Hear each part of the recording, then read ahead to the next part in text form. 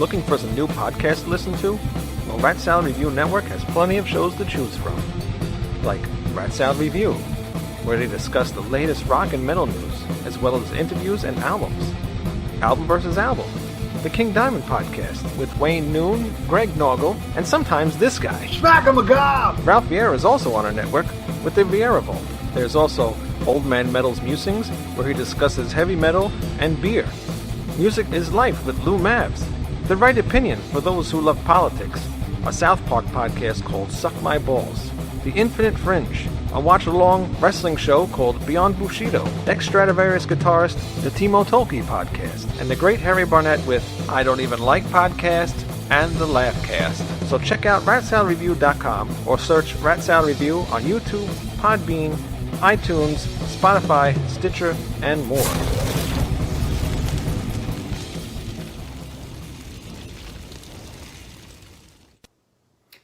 Hi everybody, this is Dave from the band Twisted Tower Dire. Wayne asked me to do a short video having something to do with King Diamond. And I've never seen King Diamond live. I've seen Merciful Fate, so I've seen him, but I haven't seen his solo act. But the first thing that came to my mind was the first show I ever played in a club was TTD. It was at a small club in Garner, North Carolina. And the other band playing with us, I think there were two bands actually. One was called Iscariot. I think they played that show. The other one was called Sorrow Bequest. They were like a melodic death metal band. Had three guitar players, really good.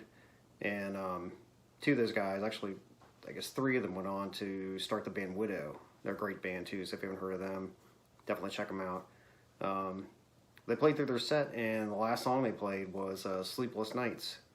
I was familiar with the song. I thought it was kind of a weird choice because they definitely had the death metal vocals, but kind of helped you to really focus on the music and hear how cool those guitar riffs and stuff are. And I have a copy of it on cassette. I don't have a cassette player right now, but I did find a video on YouTube of them playing it back at the club called Kings in Raleigh. Looks like it's January of 2000, so I'll play a little bit and show it to you. Take it easy.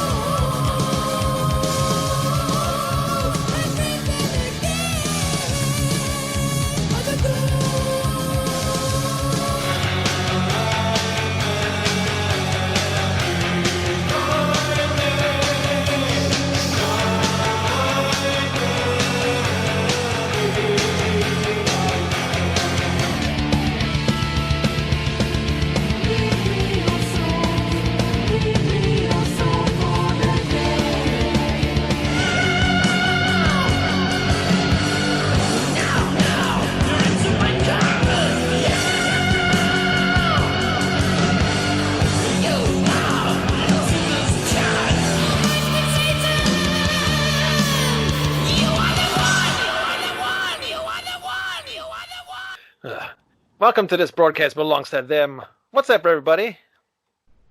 Evening. Hello. Greg, you got anything? Yo. All right. Well, it's been a while since our. No, actually, it's been a week since the last episode. But it's a good episode last week, I think, with Snowy Shore. Really good interview, and he will be on this week's episode as well. So we are on the Eye. Everybody listen to the Eye, I hope. I did. Yeah, it's been Good. a long time. Yes, it has been a long time. I listened to it a couple times today. I mean, I still remembered it pretty well. This was the first King solo album I had, so I listened to it quite a bit.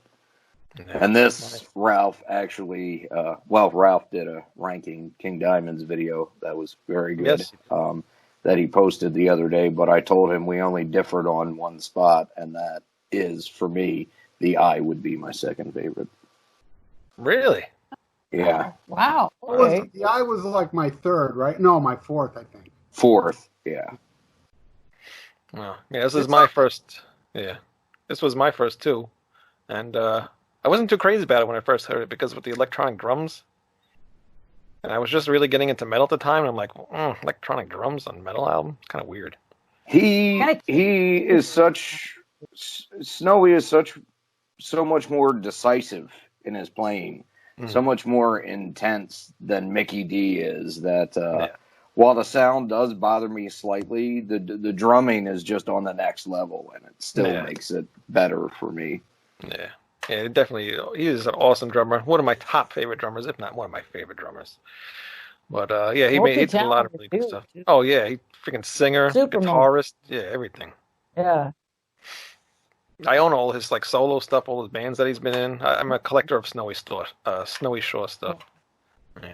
A collector of Snowy's thoughts. That was pretty. No, I just That's creepy shit. That sounds like a King Diamond album right there. It does. I got a The box full of collection Snowy. thoughts. I'm gonna have to start this over. I got a box full of Snowy thoughts right over there. What is he thinking today? I don't know. But anyway, so let's get to the Eye. It is the fifth studio album by King Diamond, released in 1990. It continues to feature a major storyline such as other King Diamond albums, though this is told differently. The Eye is the only album to feature drummer Snowy Shore, and the last to feature guitarist Pete Blakk and bassist Hal Patino, who ends up returning for Abigail II. The main parts of the story told in this album are true and took place during the French Inquisition in 1450 and 1670. All of the following characters are real from that period of time. Interesting story. I wasn't big into witches, but it's pretty cool. Everything's real except the actual Eye of the Witch. Right, yeah. That's the fictional tie-in to these different events. Yeah. Over I don't know. history. I don't know if anybody is. Yeah, I don't know if anybody's been to Salem. Anybody? Yeah, I have, and actually, like I said, this was the one I got first, and I thought it was really cool that there was something historical about it, and this really got me into history and shit, actually. Yeah. Every time I've been there a few times, and every time I go there, I think of the Eye because all the witches and stuff there. So it's pretty cool. All right. Let's start with the first track, "The Eye of the Witch." An unnamed character finding a necklace called the Eye that allows him or her to see the events the necklace witnessed in the past. I really like this track. It's a bit of a slow song. It's like for an opener. Mostly on the previous albums, they all open with pretty, quick songs. But I love this song. I love this song. I love everything about it. Yeah, and he still plays it today on 10 his different shows. songs. Yeah. It's a great song. It's great live. It's great on a record. The transitions between the different parts, of course, there's like a million different parts in the song, and the transitions are like seamless. It's just great. And I like how the verse is like really staccato, bump, bump, bump, and then it gets legato in the chorus. So it's like this texture. It's just a well-written song, and it tells a story. And the vocals are out of sight. The guitar solos are out of sight. So, great opening track. Yeah, so I wrote a lot of catchy guitar work. What? Oh, yeah. It's very memorable, very catchy. But I love Falco's keyboards on this, though. Sets the tone for the album very well. Oh, that's another thing, too. This is the last album he is on as well. Yep. Roberto Falcao. But, yeah, as far as how smooth everything sounds together and just, how tight they're playing, one thing I really like about this record is that he dropped a lot of the grandiosity. This is probably the most stripped down he ever was, but it's almost more raw and in line with like early Maiden and the new wave of British heavy metal. I really like that feel to it. Yeah. There's certain songs that almost remind me of Thin Lizzy, actually. Huh. On King Diamond songs? Yeah. Really? Insanity. Yeah. I never even gave that a thought. Yeah. One thing I noticed on this song, there's not that many words, not many lyrics on this song. It's very, like, short. Huh. I was You're right. reading the lyrics, and there's not much to it. Yeah. Oh, I mean, yeah, he does repeat a few of the lines quite a bit. He repeats the chorus a lot, so Mhm. but It's it's so catchy. catchy. I'm glad he does. Yeah. Yeah. Ralph. I know. I torment my husband. I follow him around. I go, "It's the eye of the witch." All right, Ralph. I never forget the first time I heard this. When I put the CD on, the first thing I thought was, "Oh my God, that's almost identical." The keyboards are almost identical to the Phantasm theme, the movie Phantasm. Yeah. I never saw it. Almost identical. I mean, there's a little slight difference. I was like, "Is this about witches or Phantasm?" You know, is it about the flying ball. But yeah, I love this song. It's a great opening. It's got this epic feel, and then I like it even more when it kicks in. Thunder brings the rain, penetrates my brain. That part, and those noises King makes during that solo, like, and that solo, damn man, one of Andy's, in my opinion. Oh. But there's some amazing solos on this album coming up too. I mean, one song I know a lot of people love. I'm not too crazy about it, but the solo saves the song for me. But we'll talk about that when we get it. But I love Eye of the Witch. An awesome, great opener. A little different for King, but still it sets the mood. Yeah. And also, I use this song, edit it out a little bit, but I end the show with this song. Because I just love how it starts, and then at the end there's a solo at the end. It just sounds perfect, like as an ending of a show, or for our show. Cool.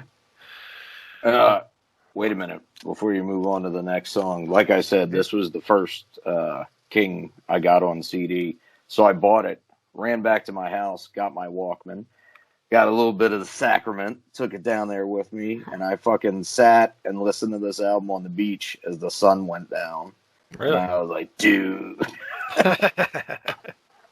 How I got to this album, because you keep reminding me now that it was your first. A friend of mine in school, I just started 6th grade, and this new kid just came from nowhere. Nobody ever met him before. He was just a new kid, and he liked the metal. And he started talking to me about King Diamond, about this King Diamond guy that was talked about witches and all this stuff in his album. So he's like, "You got to buy it." My mother saw that I had it and saw it was like kind of satanic or whatever, and she took it and threw it away on me. But you're going to like it, so go out and go buy it. So I did find it, and I liked it. It was weird, but, I love it now because we're doing a King Diamond show. But, it was strange at the time, but it's cool. I could never get used to his vocals. It took a long time to get used to the vocals. That's what a lot of people say. Yeah. It grows on you, It either grows on you or just people go, "I love Merciful Fate," except for the singer, that kind of thing, Yeah. So, Yeah, it's just one of those things. The next song, The Trial. This one, actually, this is where the actual story starts. This is where the characters come in. I'm not going to be able to pronounce some of these names, but Nicolas de la Reynie, who is the head investigator of the Christian Burning Court in Paris, France, starts off the song with accusing Jeannie? Right? Jean de Bassan. You are accused before the burning court. How do you plead? I did not hurt anyone. I never done any harm to anyone. I don't believe this. This is so Lead the witch to the dungeon for the test. Bring out the glowing pins. Do it now! And the best evil laugh ever, I think, for King Diamond is in this song. Yeah. But Janie's, who was accused witch, is in court for practicing witchcraft, but she claims to never have done harm to anyone. They take her to the dungeon where I think she is raped, or it seems to be that way, where the lyrics say she's naked on the floor in the dungeon, they want more. So I'm assuming she got raped, right? Lovely. Well, they were definitely heating up pins and sticking them into her skin. Yeah. So yeah, we're doing that. They stick her with needles and pins, as Greg just described, and blood is everywhere while still insisting she never did any harm to anyone. This was not really one of my favorite tracks. It's basically just talking over music, in a way, just to tell a story, I think. I love it. Yeah. It's okay. But it's not bad, but if they ever did this entire album live, it would be a cool visual, I think. I think it'd be a cool song for them to play out, But as a song itself, I usually skip this track. I do like the different voices that he used, because I think, like, in the previous album, he did use a lot of voices, but this album, he did a lot of different character voices, especially with Janie's voice, more like a girl stuff. Yeah. It's much more structured here too. Right, it's not quite as over the top, which is I like a lot. Yeah, so that's one thing I do like about this song, because it introduces that. This song is I realize it's only 5 minutes long. It's got 100 different parts and it's 5 minutes long. Yeah. I love this song. I love it. I do as well. I like the atmosphere. It's gives a vibe of like a courtroom in a dungeon. Yes. Echoing voices and Greg said, like, my favorite line, bring out the glowing pins, do it now. But I also love when he goes, we are servants of God. We believe in the devil. When we found the mark on you, confess witch. I love that. It's just so in your face, and that's when it really kicks in. Yeah. Never the guitar solo comes in. Yeah, I love it. Yeah. Who does a cover to this? Demi Borger. Really? Dimmu? Oh, I didn't know that. They do a cover I gotta check that out. It might have been like a bonus track or something. I don't know if they actually put out an album, but yes, I have a CD with them doing it. Yeah. Oh wow, that's cool. Right on. My favorite part in this song, it reminds me of Alice Cooper in a way. It do do do do do do do do do do. It's like swinging. Sticking needles into his skin. I can imagine he's got like a top hat and a cane. Sticking needles into his skin. Yeah. Yeah, I get you, witchy woman. I get the vision of Spaceballs, the alien. Hello, my darling. Hello, my darling. Yes, exactly. It's swinging, baby. The top hat and cane. Yeah. That's right. Yeah, there's a lot of kind of moments like that on here. And you mentioned Alice Cooper. It makes me think of Blue Oyster Cult a lot on certain parts of this record. Yeah, I can hear that. Interesting. All right, we go to burn. They take Janie to the hill to burn her at the stake. John. It's Jane. She says Janie. He says Janie on the album. He says John. Because they're French. But he says Janie. No, he doesn't. He says, I've Yes, listened to this record 3 times today. What do you assure think you they it's John. It's Janie, right, Lisa? I don't think so, man. You don't think it's Janie? We're all against you. Hey, don't you remember? I mean, come on, man. I've got a Witchfinder General shirt on. I know about burning witches.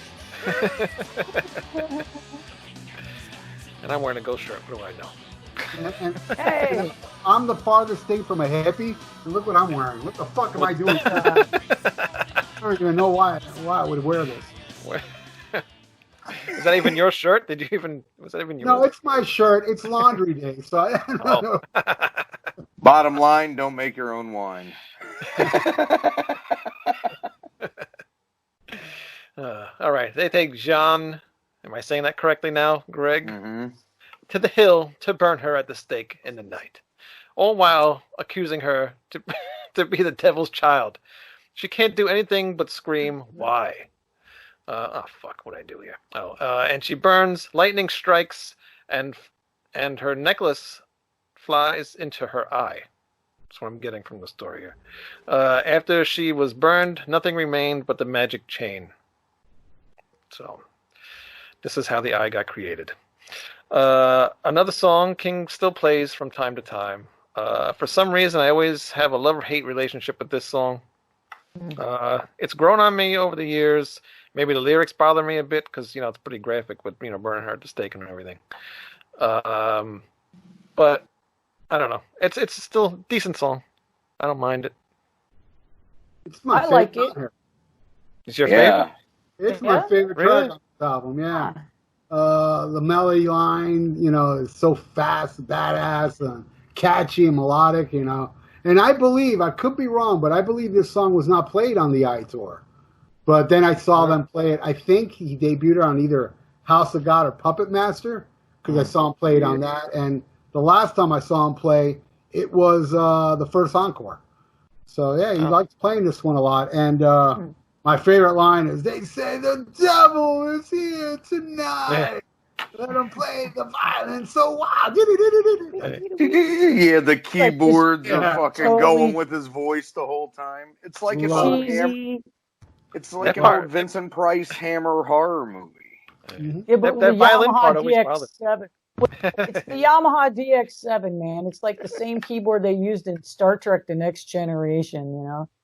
It's just a little cheesy, but who cares? It's what is it, 1990? Yeah. That violin part always reminded me of Devil Went Down to Georgia. That's probably why I don't like this song so much.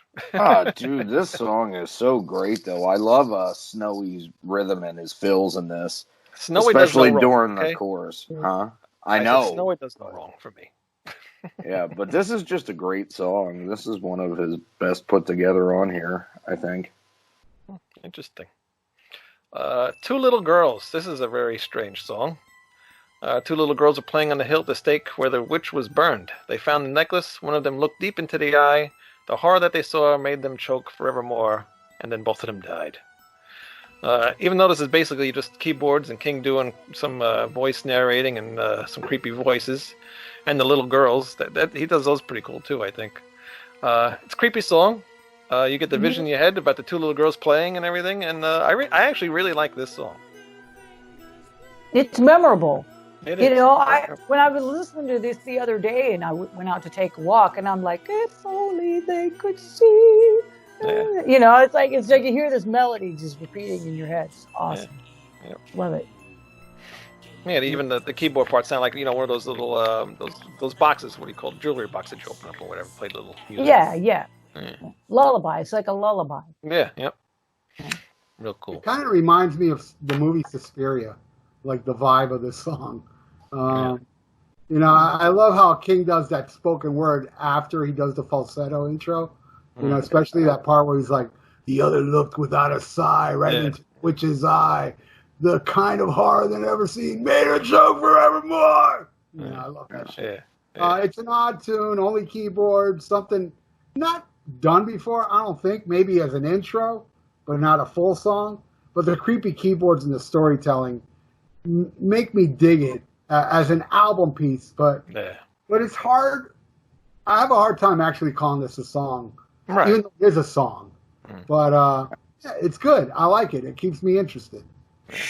Sheer brilliance. Best horror theme track he's ever done.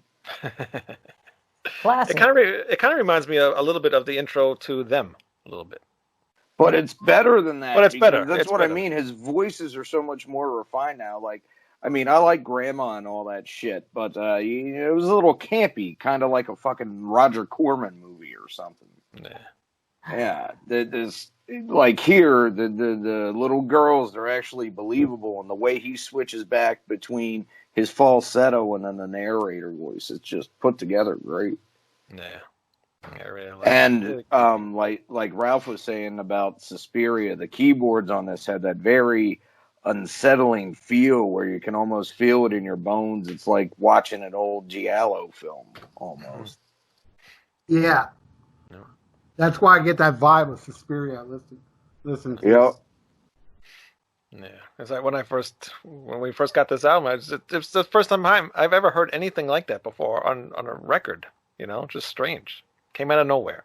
Yeah, it's furthering a story. It's Yeah. all about telling the story. That's all It's it is. great, clever, Yeah. it's creepy. And that's another thing about this record, though. Like on some of the previous ones, like I've said before, especially on Conspiracy, some of the songs that further the story get a little drawn out and boring. That doesn't happen here. I feel like everything just works perfectly. It's just it's Later less on. progressive. Really? People Later on? like to bitch about that. The rest of but- the album, I don't know. I think Really? we'll talk about the final cuts when we get there. Oh, The wow. last few cuts. We'll talk about those. This is Mine. not a concept album, right? It's just stories of the No, it's Inquisition, the it's witches burning back then. No, The different witches, no? No, it's about one witch. Okay. Yeah, it's. I mean, he took No, it's two about women killed as witches from history in the same convent by the same people and connected them through the plot device of the eye Yeah. necklace. Yeah. So it So is a he kind of concept. made Yeah. his own concept with it, but used real elements from history. Right. And actually, the first part is about Jean. Yeah. And then when it gets to the second part, it's more about the eye and all the other new characters that are involved with the eye. That's when the eye story kind of gets more into the story. So it's kind of actually like two stories in a way. It's almost like three stories, really. Oh yeah. Because you that's true. start with the witch You start with burning, the witch. and then you start and with, go the to Father David, Yeah. and then Father David's out of the picture, and then Father Picard is like, then they're like, all being mind controlled by Father Picard. So it's like three stories. Yeah. Then the I They're live in all a tied story together. building. It's only three stories. No, 6 stories. But you're on the third 17. floor. I live on the What, 5th story. what's the fourth one about how Father Picard invented roofies? Belladonna roofies. I wonder if he was friends with Bill Cosby. Yeah. Ooh. Nah. Hey, I got some pudding. Yeah, the proof Here's is my in pudding. the pudding. The roof is Is in the pudding. Father Picard's No. pudding right here. Too funny. All right, well, last song on side one, Into the Convent. A new character comes into play, Madeline. Madeline, Bavent, how would you say it, Greg? It doesn't matter. She's 18-year-old French nun who entered the convent at Louviers in 1625 after having been seduced by a priest. She wants to be clean again and heads to the convent where she is met by Father David. Things aren't as they seem when Father David tells Madeline he is the master. To kiss his cross at communion time, she must be undressed. She woke up on a cold floor and found the eye necklace. She put it on around her neck. The next day at communion time, she makes Father David look at the eye, and he dies. Interesting story. I really like the intro to this song. I like how it's got that keyboard, that like spooky keyboard, and then Snowy comes in with those drums, like going all over the place. Yeah, And then the that big build-up is cool. Yeah, the real build-up is cool. And then they've got that big thunder sound that starts the whole song, and then he does the double bass stuff. I like the vocals on this song a lot.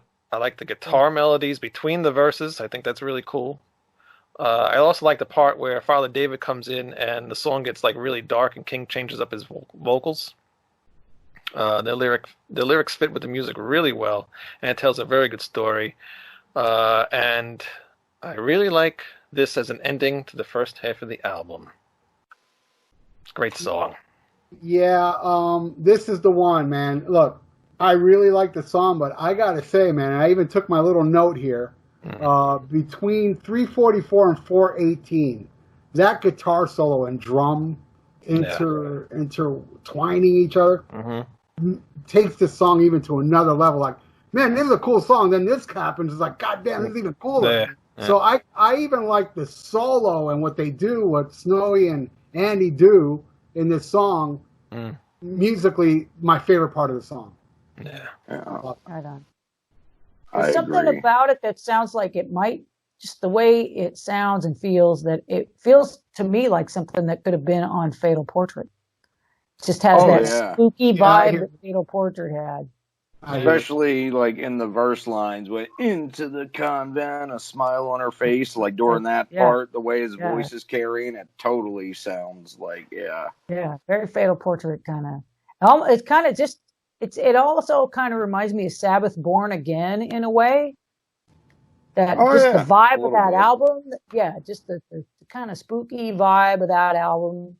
I don't know, the way the guitars just like kind of march in. Yeah, it's definitely. Like Zero Hero. That little build in the beginning of Zero Hero. Another one of my favorite albums of all time. I can't live without Born Again.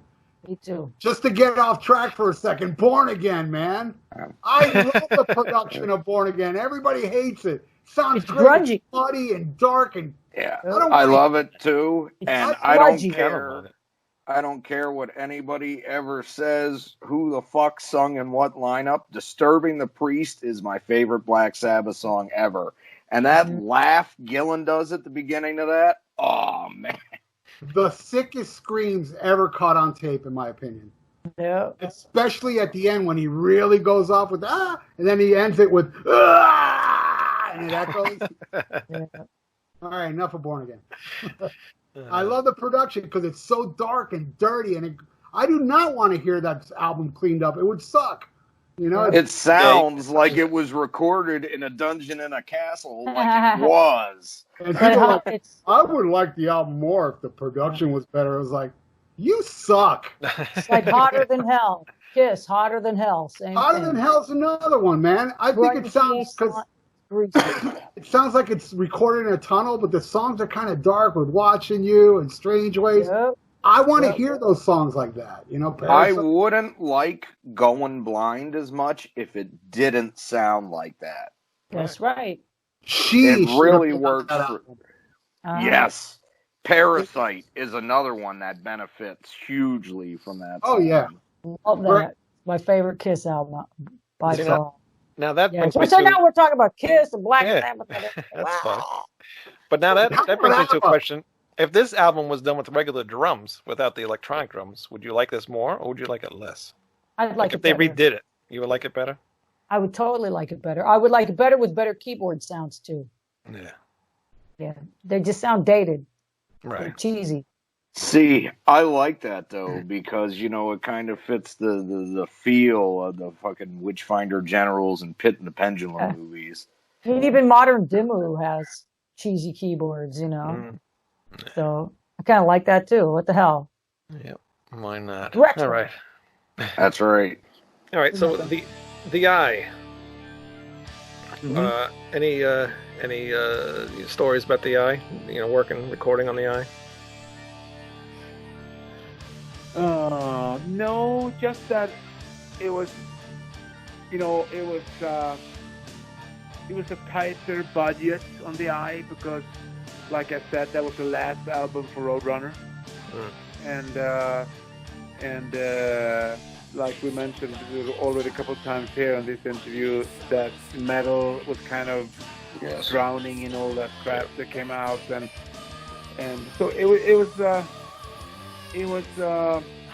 was not like them and Conspiracy, which I loved those two albums, both song-wise and recording-wise and everything. I mean, The Eye is a killer album.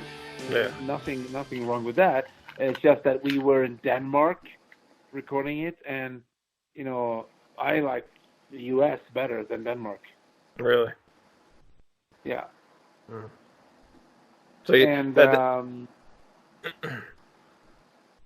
yeah. So that had studios or. Yeah, we were in the Fleming, the old Metallica producer in his studio. Okay. Yeah, Fleming Rasmussen. Yes. Cool. Yeah. How was it like working with him? Because he's But, produced a lot of really great albums. Yeah.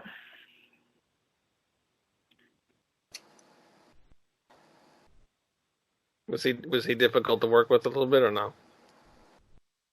No, we didn't. He wasn't producing our album. It was Roberto. Oh no, yeah, we that's right. just Okay. we just rented his. Oh, I just rented his studio. Okay, all right. Yeah. I don't think he was involved. I mean, maybe he was a little bit. I can't remember he was, but maybe. So I don't, step on someone's toes. But as far as I remember, I can't remember him was involved. Yeah. So did King come up with any of the musical parts or anything for the albums, or did he just mostly come up with the lyrics and that was your guys' part for the music? No, King wrote most of the stuff. He always done, except for the eye that they let me contribute. I was I had a lot of songs, but every album was already kind of written, and I didn't want to interfere or be a nagging piece of crap, so I just let it be. But on the eye, finally we were talking, and I said, can I have a couple of songs on the album, or maybe we can co-write. Or say, yeah, give me a couple of songs, and I came up with something, and Father Picard was chosen. Cool. You have a favorite song off the eye?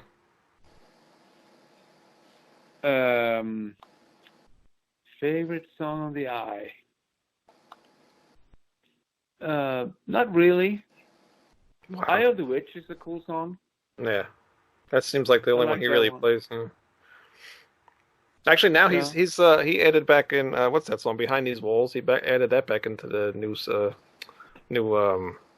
set list. Oh, yeah, that's pretty cool. Mm-hmm. Yeah, because usually he only plays the Eye of the Witch, and then what's the other one? Burn, I think. Right? Yeah, Mm-hmm. Burn. Yeah. Yeah. Those are cool songs. Yeah.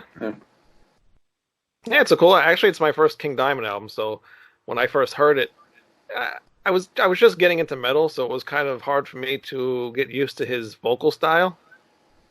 Mm-hmm.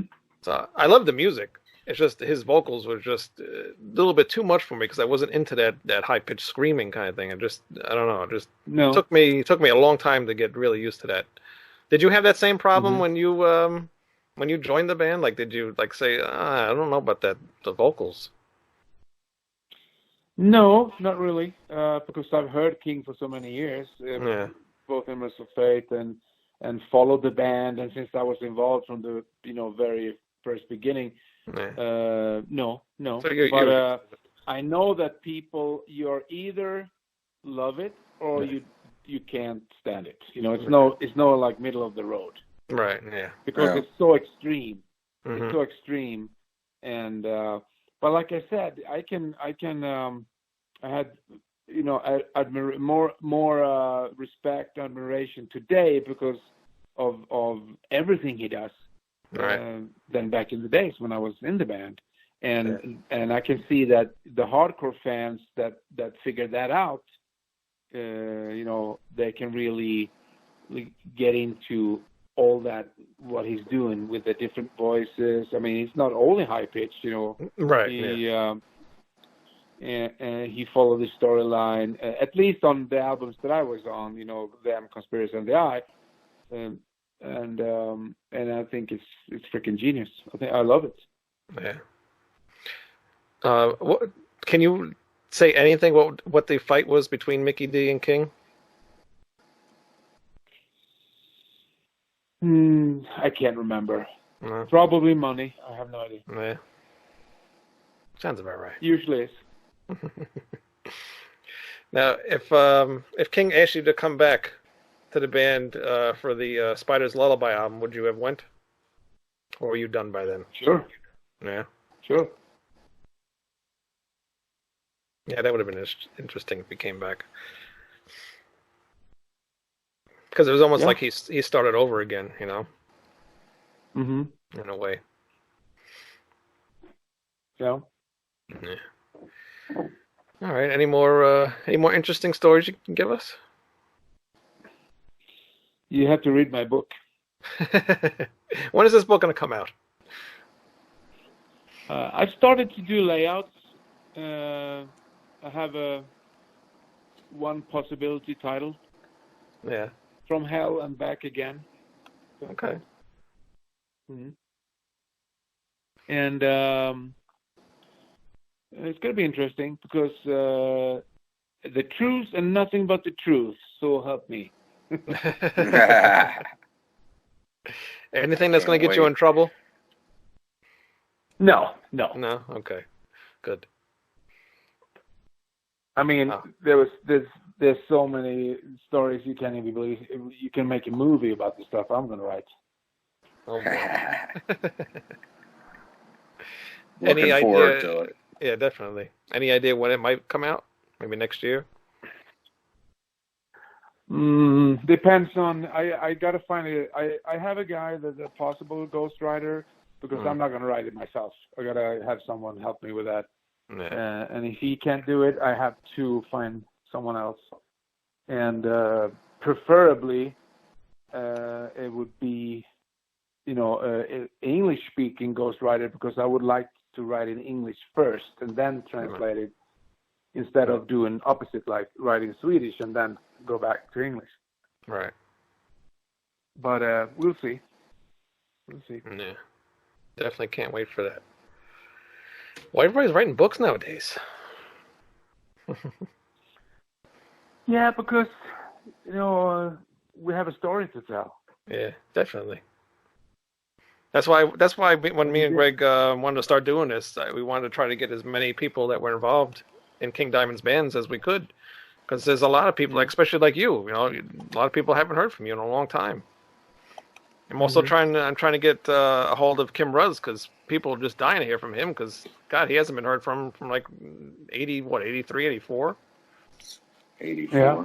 Yeah, he just disappeared. Yeah. So I think it's really cool that you gave us the opportunity to talk to you and hear your side of the story and how things were in the band back when you were there. Yeah, like I said, we have a story to tell. We who were back, came from the 70s. Mm-hmm. You got to realize that there were no, after the new wave of British heavy metal, when Iron Maiden and I was actually, there's a Swedish band called EF Band. Have you heard of that band? No. Yes. Of course you have, Greg. So EF, So EF Band were one of the first metal bands in Sweden. There was no one playing, and there's a funny story. I can give you this one. You know who ran the fan club for EF Band in US? No. Lars Ulrich. Oh, okay. I'm not surprised. That's pretty cool. No, he was heavily involved in all those bands and, had a kind of fan scene or something like that. That's what I've heard anyway. I don't know. Yeah. But I haven't talked to Lars about it. But it doesn't matter. Yeah. So EF Band was one of the first metal. They actually got a major deal with Vertigo, and a lot of English bands opened up for them in Europe, like England, when new wave of British heavy metal started. Like, I think Samson opened up for them. I think Def Leppard and maybe Iron Maiden, because they were really big, especially in Great Britain, in England. Wow. But they were one of those bands, never took off.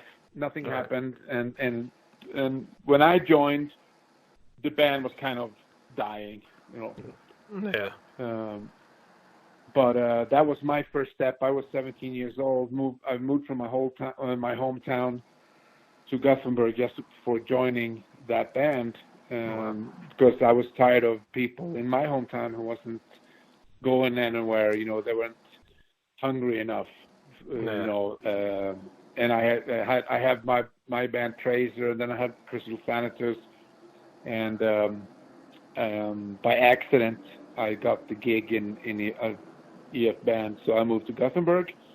That's where I met Mickey D. We had a rehearsal place called Fryshuset, and so I heard this guy because I was down, practicing during the day, and this drummer came down and practicing, during the day. So I was like curious, so I looked in, and there was Mickey D. Wow. And he was playing in a Swedish band back then, more like pop, kind of rock and roll. Anyway, we became friends, and when the chance came up, this Danish singer, Jens from Bratz, he was looking for musicians. So me and Mickey and Jens formed Geisha, and that's where it all started. Yeah. Yeah. So you guys only well, go ahead, Greg. I was going to say, any chance of that record ever getting a re-release? Which one? Geisha? Geisha, yeah. Yeah. No, I don't think so. But someone called me a year ago, I think, maybe 2 years, and wanted to. So they did some kind of re-release, but I think that Jens kind of put his own songs, so it's not Geisha, it's Jens, because he kind of continued on. He changed the name of the band, so he renamed it to Y, like the letter Y. Ben spells his name. And so he put a couple of Geisha songs and a couple of songs that I wrote that he actually stole and renamed them. And they did a re-release with that material. But I don't know where it came out, on what label or nothing. But I think they released something. You got to Google it. Okay. But the best stuff that we did was we had some amazing demos with Geisha in the right before I joined King in late '87, beginning of '88. There we did a couple of demos that was freaking awesome with Geisha. Yeah, those demos. You gotta put those out. Really, yeah. Yeah, I'd love to hear that. Yeah, I'm sure a lot of fans would like to hear your other albums because, like the Black Totem stuff, all that stuff's like out of print. The Disaster Piece, people can't buy that stuff no more. No, I was looking for labels for years because the U.S. Where are you guys from? I'm from New York. Yeah. Minneapolis. You doesn't sound like New Yorkers, but anyway. So. Not enough cursing. I tried for years. Yeah, I tried for years to get someone here in the U.S. to release the Black Totem because the U.S. Fans never got a chance because it got released on the CMC records in Europe and nothing over here. And then that label folded or got bought up by some other label right before. This guy at FCMC, he really believed in the Black Totem stuff. He said, this is going to be huge. We're going to, put some money into it. And at the same time, some other label bought the whole CMC. So I ended up my CDs ended up in a basement, in some boxes somewhere in Denmark. Wow. And no one cared. So I was thinking of, getting the U.S. fans a chance to buy it, but I haven't, worked hard enough on it, so to get it out. So it's just sitting there. I mean, it's still there, the CD, but you can probably buy it on eBay or something. Yeah, for like $300. Actually, it was on. I have one CD in my hand right here. Oh yeah, I'll give you my address. Right now. I was on YouTube earlier, and some of the songs are on YouTube from that album, and it's pretty cool stuff. It actually would hold up for today because it sounds like something that would come out today, At least from what I heard. I like it. I thought it sounded really cool. like and you're singing on it too, right? I believe. Yeah, I do. Not a bad singer either. I don't know. I would have done better today because you didn't have a clue back then. You just went in and just screamed your ass off. But no, it's pretty cool. I mean, it's a couple of songs, "Sin After Sin," I like. Yeah. And I like that "Had Enough of You." That's the classic. Do you want me to send you one? Yeah, of course. Send me your address on a text on this phone so I can send you a copy. All right. Awesome. I will. And send Greg one too. You got to share. All right, fine. I'll share.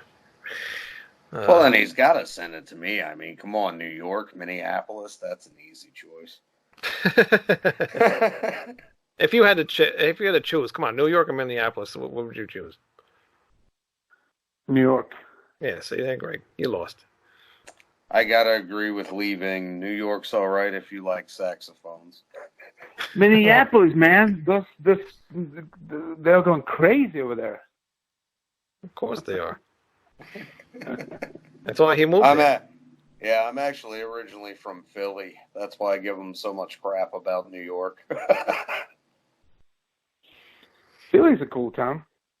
Mm-hmm. The Flyers. Pelle Lindbergh. Yes. Are you into hockey? Oh, I love hockey. Yeah, that's my team right there. Pelle Lindbergh, he was my hero. When I was playing hockey all the way up to when music took over. Mm. Oh wow! I was actually pretty good.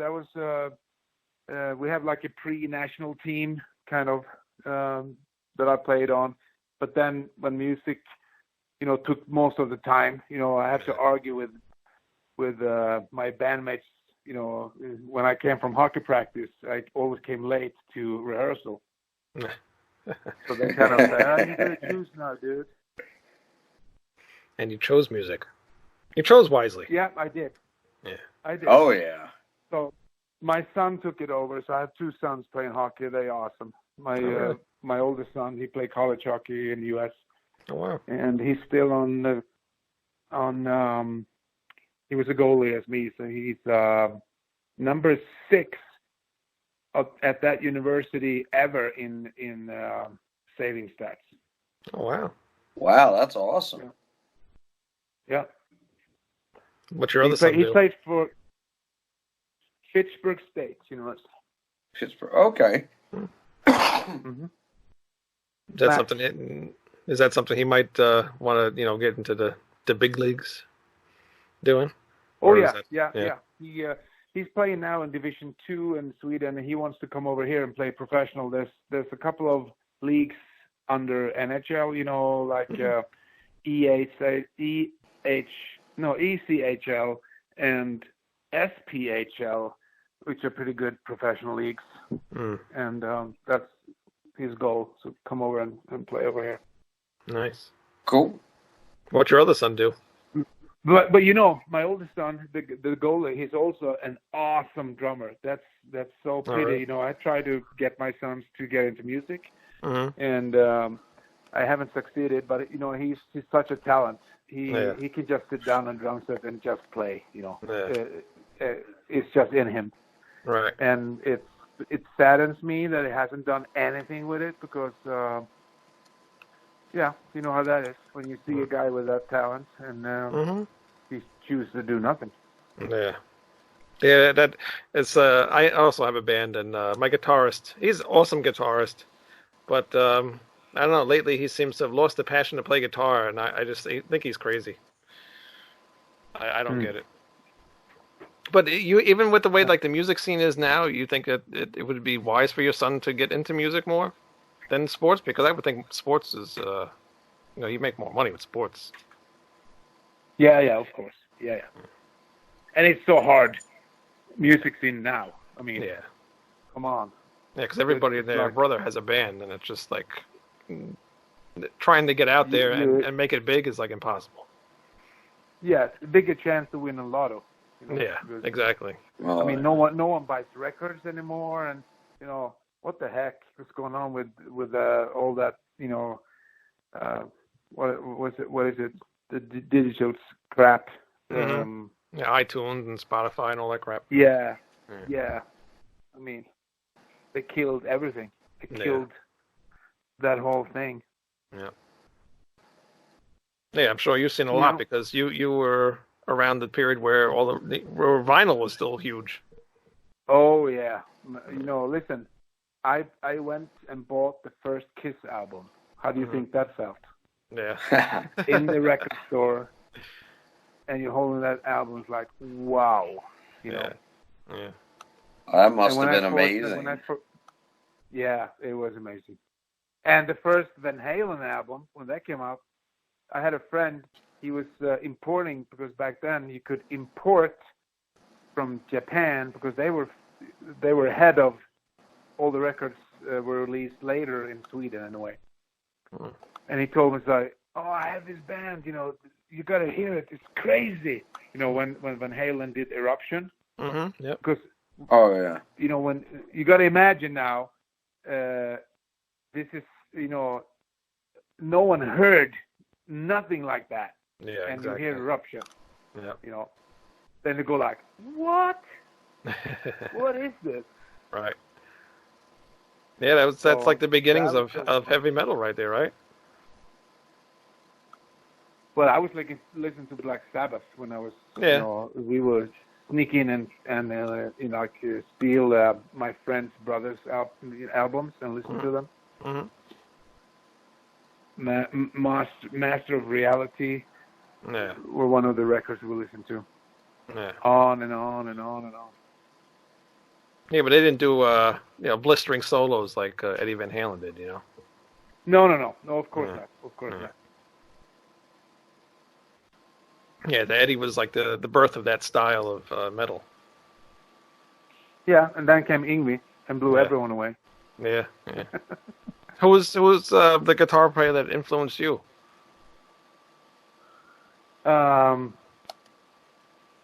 Billy Gibbons. Okay. From the early start, Wow. Okay. But then, of course, Michael Schenker was a big hero for me, as much as Richie Blackmore. Mm. Richie Blackmore was my number one hero. Yep, I love Mark II Deep Purple. Yeah, he was one of a kind when Deep Purple in the days, no one played like him. Mm. You realize, the stuff he did back then was as amazing as when Van Halen came out and did his stuff. Yeah. I guess that's why you did a Rainbow tribute band not too long ago. No, has nothing to do with that. It's just I was asked by some guys in my hometown if I wanted to, because they're going to use my name to draw people to the to the gig, and okay. Yeah, So and I did it, just for fun because he's a friend of mine and he's never been in any bigger bands like local bands and stuff, and we did it. It was fun, Yeah. Cool. All right. Well, what's the business that you're doing now? Is there anything that you would want anybody to know about, or? Oh no, it's too shady. Too shady.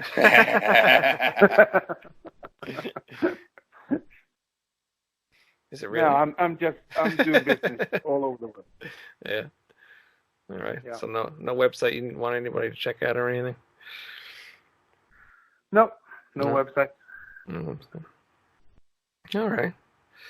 So just everybody be on the lookout for Pete Blakk's book. That's right. Yep, you better. And expect some exciting news, maybe, about Disaster Piece.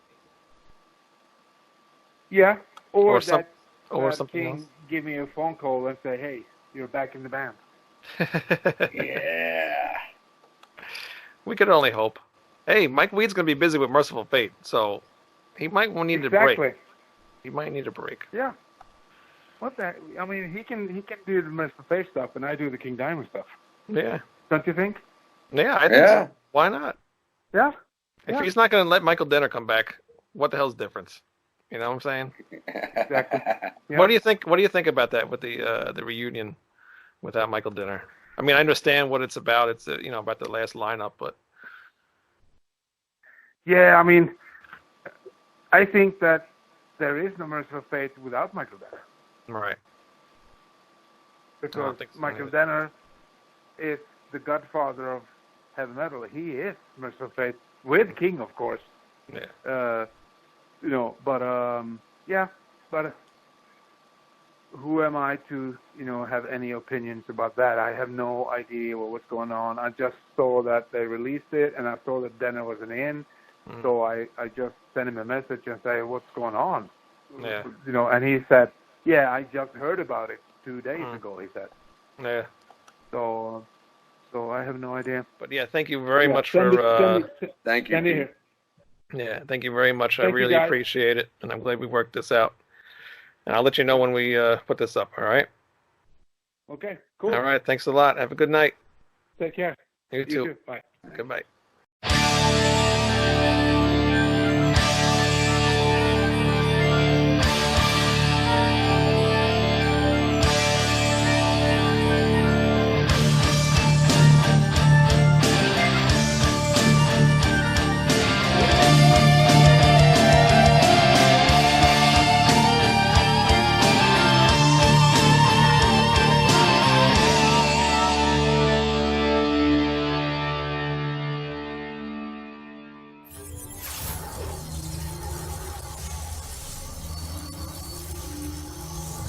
What?